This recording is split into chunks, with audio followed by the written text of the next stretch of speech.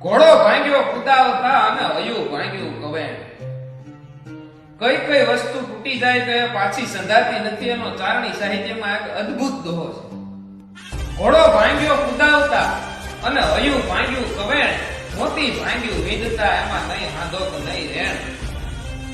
દોહો તો મને તમને પહેલી જ વારમાં સમજાઈ જાય એવો છે, પણ દોહાનો સાર ઈ છે કે ઘોડો જેની ભૂલથી ભાંગી ગયો હોય, જેની ભૂલથી ઘોડાનો પગ ભાંગ્યો હોય, એ અહવાર જાણકાર હોય અને સારો અહવાર હોય તો એને ઘોડાના પગનો અફસોસ એ આજીવન રહે છે, એના જિંદગીમાંથી કદી જતો નથી.